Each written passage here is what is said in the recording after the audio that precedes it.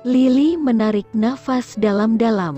Kembali mengingat semua instruksi Danu sebelum masuk ke hotel. Bismillah ya Li. Semoga berhasil, tagar Sisi baik mendoakan dengan tulus. Baiklah. Mari mengulang brief pertama. Lo masuk setelah terima telepon gue ya.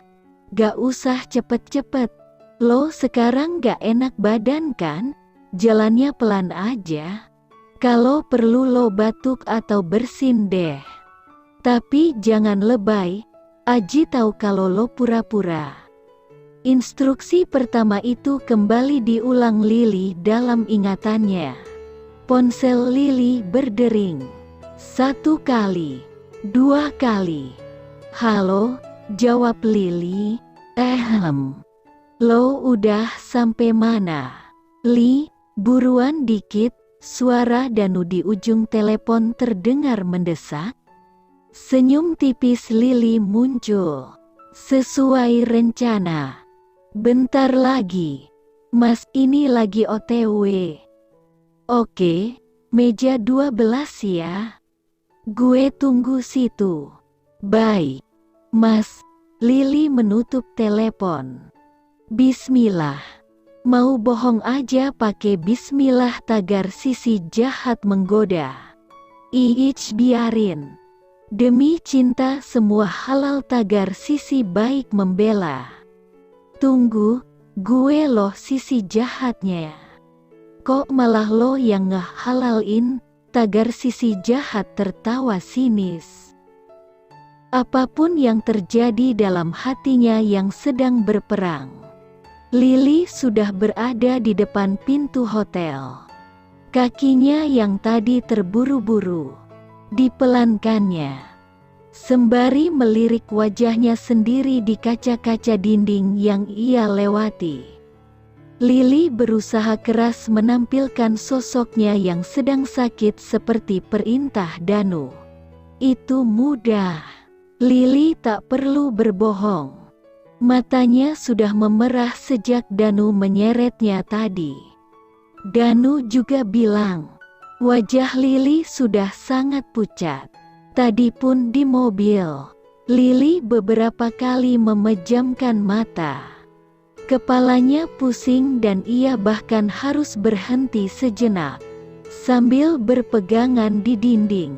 Karena itu, Lily tak merasa perlu menambahkan batuk atau bersin. Ia malah khawatir pingsan sebelum sampai ke meja tempat pertemuan yang dimaksud Danu. Ia memasuki restoran. Sedikit celingak-celinguk. Mencari meja yang dimaksud Danu.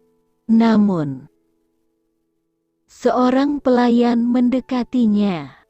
Ada yang bisa kami bantu? Ibu, mau pesan untuk berapa orang? Sudah reservasi? Buru-buru Lily menggeleng. Ia baru akan mengatakan tujuannya. Saat mendengar, Li, sini. Lily memutar tubuhnya dan Danu berdiri dekat jendela kaca yang juga berfungsi sebagai dinding sambil melambaikan tangan. Lily tersenyum. Saat itu, seseorang yang sedang duduk di depan Danu menoleh ke belakang. Itu Aji. Saat Lily mendekat, ia bisa melihat Aji tampak terkejut melihat kehadirannya. Tapi pria itu kembali duduk tegak, membelakangi Lily. Sementara Danu akhirnya memilih untuk mendekati Lily. Menjauh dari meja tempat Aji dan 2 orang tamunya sedang meeting. Danu sedikit khawatir saat melihat wajah Lily. Gadis ini benar-benar sakit. Tak seperti yang ia duga. Rasanya belum lama ia meninggalkan Lily di mobil tadi. Tapi wajahnya sudah terlihat seputih kertas. Jalannya saja begitu pelan. Lo yakin bisa lanjutin rencana kita? bisik Danu saat mengambil tumpukan dokumen di tangan Lili. Lili tak menjawab, tapi saat memindahkan dokumen, ia merasa dunia berputar kencang sekali. Tubuhnya limbung, nyaris jatuh, sebelum kedua tangan Danu menangkapnya. Sementara dokumen pun berjatuhan di sekitar mereka. "Li, pusing banget ya?" bisik Danu. Lili mengangguk pelan. "Ya udah, lupakan aja rencana tadi. Lo duduk dulu. Biar gue pesanin susu manis biar pusing lo berkurang ya," lanjut Danu sambil membantu Lili duduk di kursi terdekat. Setelah itu Danu memunguti dokumen yang terjatuh, memberi perintah pada pelayan dan kembali ke meja tempat Aji dan para tamu. Sementara itu Lili duduk, menunduk sambil memejamkan mata.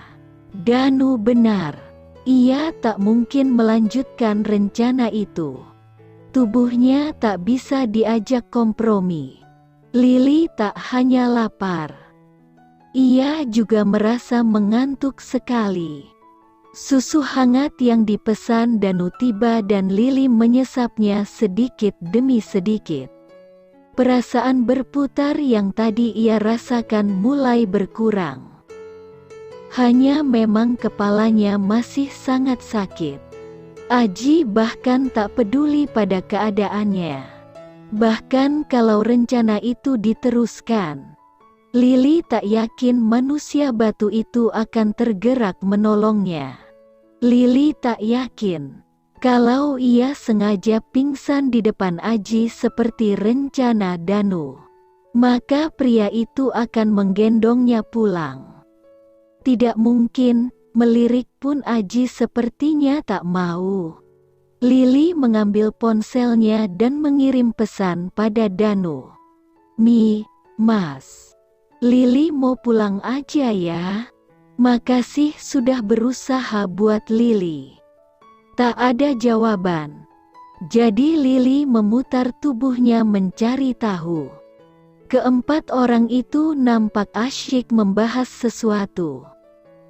Danu sedang menunduk dan memperlihatkan sesuatu dari dokumen yang tadi dibawa Lili. Lili menghela nafas. Sedih. Tapi ia merasa lebih baik setelah menghabiskan segelas susu hangat. Ia bisa mengangkat wajahnya. Dan tak ada lagi warna kuning kemerah-merahan bermunculan di pelupuk matanya. Matanya juga sudah tak lagi terlalu berair. Mumpung sudah lebih baik, Lili pun memanggil pelayan. Saat hendak membayar, ternyata sudah dimasukkan dalam tagihan Danu. Untuk sesaat ia ragu antara ingin berpamitan atau pergi begitu saja. Sekali lagi ia menoleh.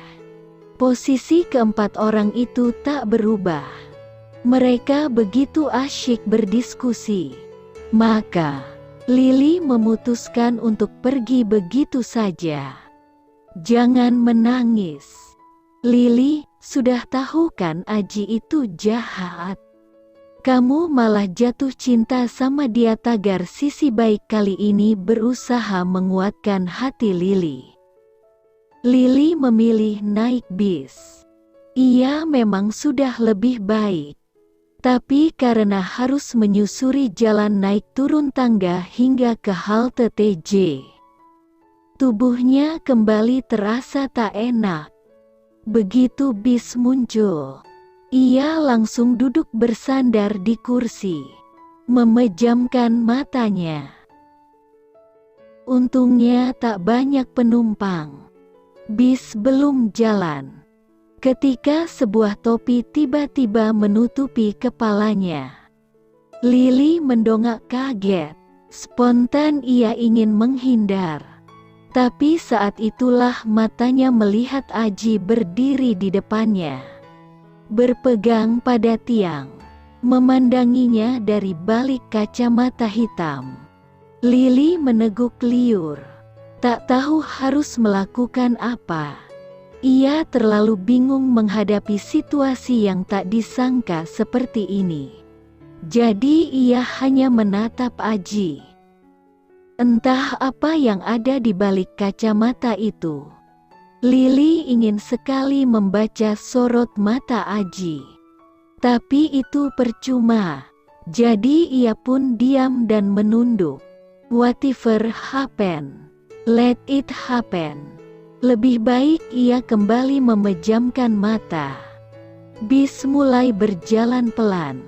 Mengguncang beberapa kali membuat kepala Lili bergoyang-goyang. Sulit bersandar dalam kendaraan yang berjalan seperti itu. Ia hanya bisa menghela nafas. Bagaimana ia bisa merasa lebih baik kalau terus seperti ini? Tiba-tiba tangan Aji terangkat, mendorong lembut kepala Lili agar bersandar di perutnya. Lili ingin menghindar, tapi tangan Aji terus menekan lembut. Lili memilih membiarkannya. Sudahlah, ia sudah lelah. Lili kembali memejamkan matanya dan menuruti perintah tangan Aji. Menikmati sentuhan Aji yang mengelus rambutnya pelan. Lembut namun terasa kokoh. Lili mulai merasa mengantuk. Mereka tak saling bicara. Mereka tak saling bicara. Lili tak benar-benar tertidur dan Aji berdiri sepanjang jalan. Beberapa orang memandangi keduanya. Mungkin heran melihat tingkah keduanya yang tak lazim. Tapi mereka sama-sama tak peduli. Ada sesuatu yang tak terlihat sedang terjadi. Telapak tangan Aji menyentuh pipi Lili. Terasa dingin, tapi Lili menyukainya. Saat Aji hendak mengangkat tangannya, tangan Lili justru menekannya untuk tetap seperti itu. "Maafin Lili ya, Pak," bisik Lili tanpa mengangkat kepala. Tak ada jawaban. Aji hanya mengeratkan rangkulannya. Suasana di antara mereka kembali diwarnai kebisuan. Tadi Lili sangat kesal pada Aji. Ia juga tahu itu juga dirasakan Aji padanya belakangan ini. Ada banyak kesalahpahaman di antara mereka. Ada banyak penjelasan yang harus dikatakan. Tapi, begini saja sudah cukup. Perasaan Lili sudah merasa tenang. Emosinya sudah berganti dengan keikhlasan. Mungkin dialah yang memang salah. Terlalu cepat menanggapi dengan respon yang salah. Aji mungkin bukan untuknya. Pria dengan kriteria sepertinya pasti punya banyak perempuan yang mengantri menjadi kekasih. Karena salah menyimpulkan. Lili bukan saja kehilangan kesempatan menjadi kekasih yang sebenarnya, tapi juga sahabat. Biarlah. Tak perlu lagi bertanya apapun soal siapapun yang ada di sisi Aji. Ia juga tak ingin tahu lagi hubungan ini sebenarnya apa. Cukup jadi temannya saja. Cukup jadi sekretarisnya saja. Itu saja cukup. Lili tak ingin kehilangan lelaki baik dan perhatian ini lagi. Lili tertidur dan terbangun ketika seseorang berbisik di telinganya. "Li, kamu ileran tuh." Gelagapan. Lili membuka mata, mengusap mulutnya, dan ia menatap Aji dengan sebal. Ketika pria itu tersenyum-senyum menahan tawa. "Lagian tidur nyenyak banget. Kamu berapa hari gak tidur sih?" tanya Aji santai sambil sekali lagi mengusap kepala Lili. Sebentar lagi kita sampai. Lili tak menjawab. Ia hanya membalas senyum Aji. Akhirnya. Senyum itu. Tawa itu. Semua yang ia rindukan sampai sulit memejamkan mata di malam hari. Jatuh cinta memang aneh.